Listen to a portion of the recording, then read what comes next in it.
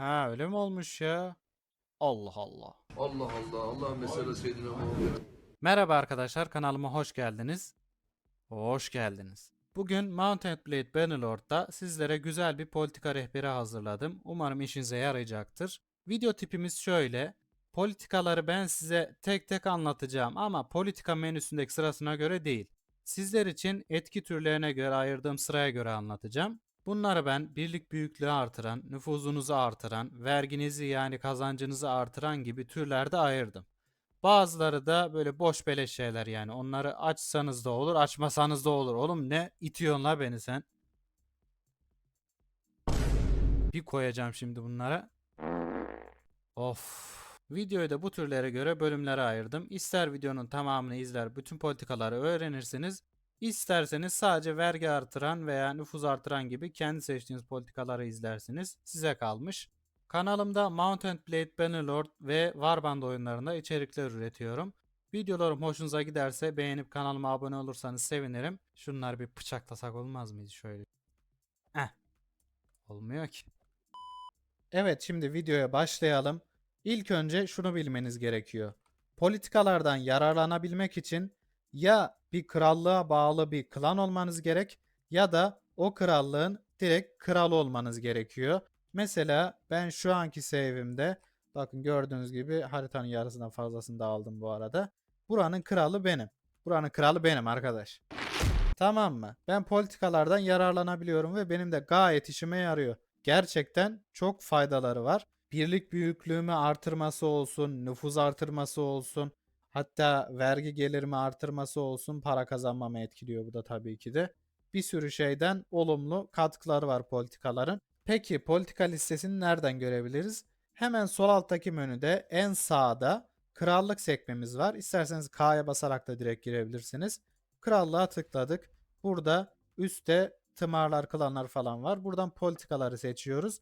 Bakın burada 31 tane bizim farklı politikamız var. Şimdi ben bu politikaların hepsinin sizlere tek tek ne işe yaradığını, bizlere ne kazandırdığını anlatacağım. Ama anlatırken buradaki sıraya göre gitmeyeceğim. Az önce de dediğim gibi bize ne kazandırdıklarına göre ben bunları ayırdım. Ona göre ilerleyeceğiz. Şimdi anlatmaya başlayalım. Bir numara. Eğer kralsanız bunları kesinlikle açın. Çünkü bunlar diğer politikalar gibi değil. Bunlar bir tarafı artırırken diğer tarafı azaltmıyorlar. Diğer politikaların aksine. Bunlar sadece faydanızadır. Şimdi bunlardan ilki kale yönetmelikleri. Kale yönetmelikleri ne işe yarıyor? Bu politika kalenizde bir yükseltme yapacağınız zaman şimdi gösteriyorum. Bakın şimdi krallığımda bir kaleye geldim. Bu kale bana ait bu arada. Ama sizin krallığınızdaki bütün klanlar bu politikadan faydalanabiliyorlar. Bu politika ne işimize yarıyor? Bakın şu an kuşatma atölyesini örneğin ben yükseltmek istediğimde inşaat maliyeti 1000 diyor. Ben politikayı açtığım zaman inşaat maliyeti 1000'den 800'e düşmüş oluyor ve kalemize daha hızlı bir şekilde yükseltme yapabiliyoruz. Bu politika bu işe yarıyor. Diğer bir açmanız gereken kraliyet ayrıcalığı. Kraliyet ayrıcalığı ne işe yarar? Krallık kararlarında hükümdarın popüler kararı geçersiz kılma nüfuz bedeli %20 azalıyor. Örnek olsun diye ben şu anda savaşta olduğum Asaray'la barış yapmayı meclise sundum. Şu an gördüğünüz gibi onlar barış yapmaya karşı bakın artı 22 tane yani bir sürü klan nüfuz harcayarak barış yapmama lehine oy vermişler. Ben kral olduğum için benim sözüm geçiyor ama bakın 4000 nüfuz harcamam gerekiyor bunlara karşı. Bu teklifin benim dediğimin olması için. Biz bu politikayı açtığımız zaman da burada ne kadar nüfuz varsa artık o kararda daha az bir nüfuz harcayarak desteklenmeyen kararı verebiliyoruz. Bu konudaki son politikamız da arazi kirası. Arazi kirası ne işe yarıyor? Yönetici klan için yerleşke ilhakı teklif etmenin nüfuz bedeli %50 azalıyor. Peki yerleşke ilhakı ne? Bakın şu an krallığımdaki tımarların listesi burası. Dinar Kalesi mesela Tastur'un klanında. Ben bunu başka bir klana vermek istiyorum ve bunu yaparken bakın 1480 nüfus harcamam gerekiyor. Bu politikayı açtığım halde de %50 daha az nüfus harcayarak bu kaleyi başka bir klana verebiliyorum. 2 numara birlik büyüklüğünü artıran politikalar. Bunlar iki tanedir. İlki soylu mahiyetler. Ne diyor bakın? 5 artı seviye klanlar günde bir nüfus kaybeder ve liderlerinin birlik büyüklüğü 40 artar. Gayet açık. Klan seviyenizde zaten şuradan görebilirsiniz. Mesela benim klanım 6 seviye.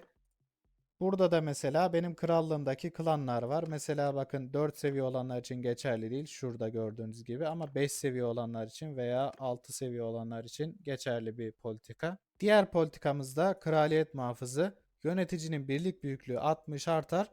Yönetici olmayan klanlar günde 0,2 nüfus kaybeder.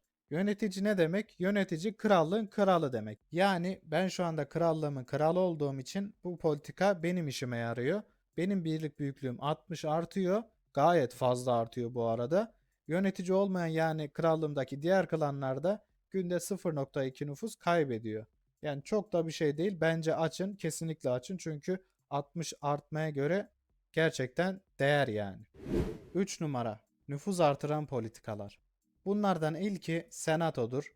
3 art seviye klanlar günde 0,5 nüfus kazanıyor. Kendilerinden düşük seviyeli klanları orduya çağırmanın nüfuz bedeli ise %10 artıyor. Yani orduya çağırırken diyelim 10 nüfus yerine 11 nüfus harcamaları gerekiyor. Bu böyle. Diğeri feodal veraset. Burada da bir tımar bir klandan geri alma bedeli 2 katına çıkıyor ve klanlar sahip oldukları her tımar için yani her kale veya şehir için günde 0,1 nüfus kazanıyorlar. Diğer bir politikamız Lordların Özel Meclisi. Burada seviye artı 5 klanlar günde 0,5 nüfus kazanıyor. Onlardan daha düşük seviyeli klanları orduya çağırmalarının bedeli %20 artıyor. Kutsal Majesteleri yönetici klan günde 3 nüfus kazanıyor. Gayet fazla artırıyor. Yönetici olmayan klanlar da günde 0,5 nüfus kaybediyor. Eğer krallığınızı yeni kurmuşsanız ve krallığınızda sizden başka bir klan yoksa bunu açabilirsiniz. Günde 3 nüfus kazanırsınız. Sizden başka klan olmadığı için de günde 3 nüfus karınız olmuş oluyor. Biraz aşağı indik. Diğer politikamız kanun sözcüleri. Lideri yüksek cazibe puanına sahip olan bütün klanlar günde 1 nüfus kazanıyor. Düşükse de kaybediyor. Bakın buradaki cazibeden bahsediyor. Mesela benim 283. Yanlış bilmiyorsam sınırı 200. Burada bahsedilen sınır. Eğer 200'den yüksekse günde 1 nüfus kazanıyorlar. Eğer düşükse günde 1 nüfus kaybediyorlar. Diğer politikamız Halk Konseyi. Halk Konseyi'nde her eşraf yerleşken sahibi olan klana günde 0,1 nüfus sağlıyor. Ama istikamlardan alınan yani kalelerden alınan vergi %5 düşüyor. Bu sizin verginizi düşürdüğü için açmayabilirsiniz. Eşraf dediği de her şeyde 5 tane var zaten. Hani tüccarlar falan var ya onlardan bahsediyor. Diğer politikamız serflik. Köyler ait olduğu klana günde 0,2 nüfus verir. Yani o köyler hangi kaleye veya şehre bağlıysa ve o kaleye veya şehre kim sahipse yani hangi klan sahipse o klana günde 0,2 nüfus geliyor.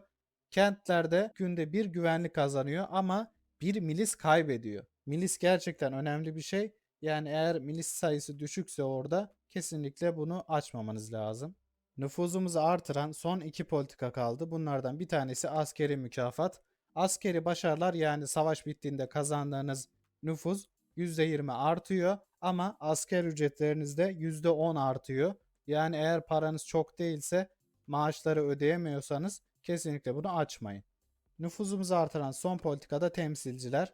Kent güvenliği günde 1 artıyor. Güvenliği 60'tan daha yüksek olan kentler kentin sahibi olan klana fazladan bir nüfus sağlar ve kentlerden alınan vergi %5 azalır. Eğer para sıkıntınız varsa yine bunu açmanızı pek önermem.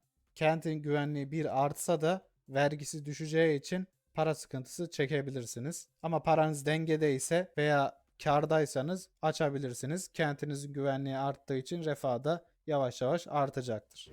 4 numara sadakat artıran politikalar.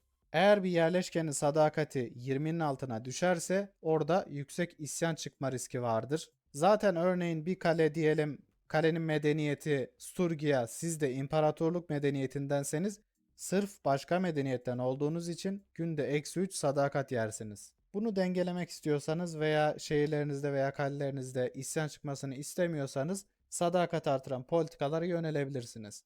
Bunlardan ilki otlatma hakları. Yerleşke sadakati günde 0,5 artıyor. Köylerde ise günlük ocak üretimi günde 0,25 azalıyor. Yani köyün üretimi azalıyor. Dolayısıyla da şehirlere falan sattıkları mallar biraz daha azalabiliyor. Çok ciddi bir etkisi yok ama isterseniz sadakat sorununuz varsa açabilirsiniz. Diğer politikamız şurada bir yerde: imparatorluk kentleri. Yönetici klanın elindeki kentler günde bir sadakat ve bir refah kazanıyor. Yani kral sizseniz sizin şehirleriniz günde bir sadakat ve bir refah kazanıyor. Yönetici olmayan klanların ellerindeki kentler günde 0,3 sadakat kaybediyor. Yani krallığınızdaki bütün şehirler sizde ise bunu açık tutabilirsiniz. Ama birine bir kent verdiğiniz zaman günde 0,3 sadakat fazladan kaybedeceği için o zaman bu politikayı geri alabilirsiniz. Geriye kalan 4 politikamız en aşağıdaki 4 politika.